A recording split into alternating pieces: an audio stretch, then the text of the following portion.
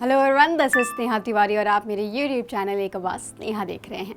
उत्तर प्रदेश की 2012 की जनसंख्या लगभग 20 करोड़ है और अनुमानित 2021 की जनसंख्या लगभग 23 करोड़ के ऊपर है। ऐसे में उत्तर प्रदेश में नियंत्रण कानून लाने की बात की जा रही है। उत्तर प्रदेश में 2 महीने के अंदर अंदर 2 चाइल्ड पॉलिसी तैयार हो जाएगी।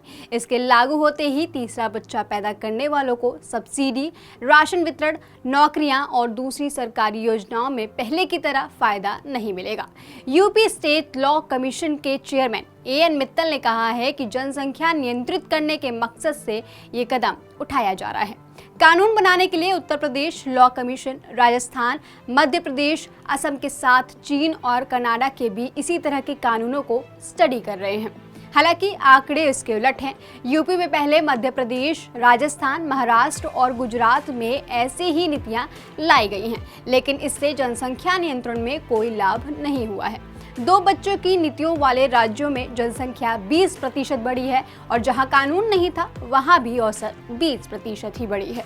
बता दें, मध्य प्रदेश, राजस्थान, महाराष्ट्र, गुजरात, तेलंगाना, आंध्र प्रदेश और कर्नाटक जैसे बड़े राज्यों में ये कानून 2000 से 2010 के बीच में आए गए हैं। इन सालों में सभी राज्यों ने औसतन 20% की रफ्तार से जनसंख्या बढ़ी है। अहम बात यह है कि उत्तर प्रदेश, पश्चिम बंगाल और तमिलनाडु जैसे बड़े राज्यों में भी औसतन 20% की रफ्तार से ही जनसंख्या में बढ़ोतरी हुई है।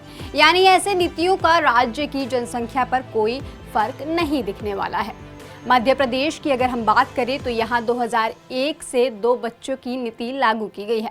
Madhya Pradesh civil service class 4 नियम 22 के अनुसार अगर तीसरा बच्चा 26 जनवरी 2001 के बाद पैदा हुआ है तो उस नागरिक को सरकारी नौकरी से भी वंचित रखा जाएगा। हालांकि इसके बाद भी 2001 से 2011 के बीच औसतन 20% 3.5 जनसंख्या बढ़ी है।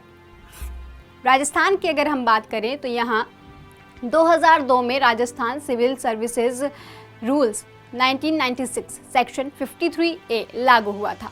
इसमें 2 से ज़्यादा बच्चे वाले नागरिक को सरकारी नौकरी के पात्र नहीं माना जाता है। सरकारी बाधुओं को अगर तीसरा बच्चा होता है तो उन्हें समय से पहले रिटायरमेंट के लिए कह दिया जाता है।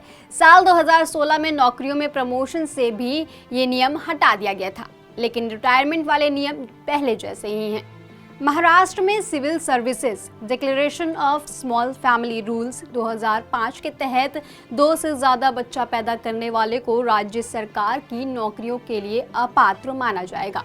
सरकार की नौकरियों के लिए अपात्र भी माना जाएगा। साथ ही महाराष्ट्र जिला परिषद और पंचायत समिति एक्ट के तहत 2 से ज़्यादा बच्चों को लोकल बॉडी यानी ग्राम पंचायत या म्यूनिसिपल कॉरपोरेशन चुनाव लड़ने की छूट नहीं है।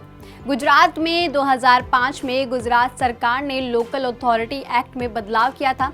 इसके बाद ऐसे लोग जिनके 2 से ज़्यादा बच्चे हैं उन्हें स्थानीय निकाय चुनाव लड़ने से वंचित रखा जाएगा। उत्तराखंड में 2002 में उत्तराखंड की विधानसभा में ये बिल पास किया गया कि 2 से ज़्यादा बच्चे वाले नागरिक लोकल बॉडी चुनाव नहीं लड़ सकते हैं, लेकिन बाद में हाई कोर्ट ने ग्राम पंचायत के चुनाव लड़ने की छूट दे दी। हालांकि अब भी जिला पंचायत और ब्लॉक के चुनाव में नीतियां लागू हैं, लेकिन 2001 से 2011 के दौरान 18.81% की रफ्तार से जनसंख्या बढ़ी है। बिहार में भी ऐसे नियम थे, लेकिन 2020 के पंचायत चुनाव के वक्त 2 बच्चे वाले कानून में ढील दे दी गई। तेलंगाना और आंध्र प्रदेश के पंचायत राज एक्ट 1994 के तहत वहां 30 मई 1994 से पहले किसी को तीसरा बच्चा हुआ है तो उसे पंचायत चुनाव से बाहर कर दिया जाता है। ठीक यही नियम कर्नाटक ग्राम स्वराज और पंचायत राज एक्ट 1993 में भी थे। ओडिशा में जिला परिषद एक्ट के तहत यही नियम है। असम में नौकरियों को लेकर 2 बच्चों का नियम जारी है।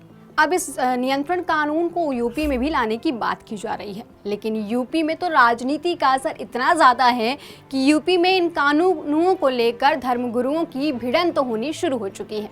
सबसे पहले अखाड़ा परिषद के अध्यक्ष महंत नरेंद्र गिरी का इस मुद्दे पर विवादित बयान आया। उन्होंने कहा कि जनसंख्या वृद्धि को कानून लाकर रोका नहीं जा सकता है। आगे आने वाले दिनों में देश में बड़ी जनसंख्या विस्फोट हो सकता है। देश में मुसलमानों की संख्या इतनी ज्यादा हो जाएगी कि हिंदुओं का रहना मुश्किल हो जाएगा। 2 से ज्यादा बच्चा पैदा करने वाले माता पिता को वोट देने के अधिकार खत्म कर देना चाहिए। ऐसे लोगों का वोटर ID कार्ड और आधार भी नहीं बनना चाहिए। जो 2 से ज्यादा बच्चा पैदा करता है उन्हें सरकार से मिलने वाली सभी सुविधाओं में से वंचित किया जाना चाहिए। प्रति महिला बच्चा पैदा करने की दर यूपी में सबसे पहले 2.74 है। जिस उत्तर प्रदेश में सरकार 2 से ज़्यादा बच्चा पैदा करने को लेकर नया कानून बनाने जा रही है, वहां पहले से ही प्रति महिला बच्चा पैदा करने की दर 2.74 है। नेशनल फैमिली हेल्थ सर्वे 2015-16 के अनुसार फिलहाल देश में बच्चा पैदा करने की राष्ट्रीय दर 2.2 है। साल 1992-1993 में प्रति बच्चा महिला पैदा करने की दर 3.4 हुआ करती थी, जो स्वतः गिरती जा रही है।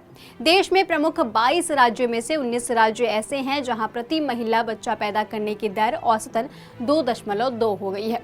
केवल बिहार ही एक ऐसा राज्य है जहां अभी भी प्रति महिला बच्चा पैदा करने की दर 3 से ज्यादा है। चीन कम बच्चा पैदा करने की नीति से संकट में है। अब कहने पर भी लोग अधिक बच्चा पैदा नहीं करते हैं। क्या है पूरा मामला, पढ़िए रिपोर्ट। कम बच्चा पैदा करने और उसके नतीजों को लेकर सबसे ताजा उदाहरण पड़ोसी देश चीन का है।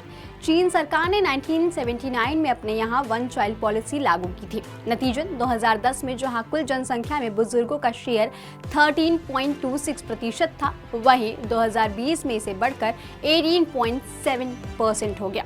लिहाजा चीन में काम करने वाले युवाओं की संख्या घट गई। इसके चलते चीन ने 2016 में इस पॉलिसी को खत्म कर दिया, लेकिन अभी भी चीन में बच्चा पैदा करने की दर 1 से आगे नहीं बढ़ पाई है। इस रिपोर्ट में फिलहाल के लिए इतना ही। मेरे YouTube चैनल एक आवाज़ स्नेहा को लाइक, शेयर, सब्सक्राइब करना ना भूलें।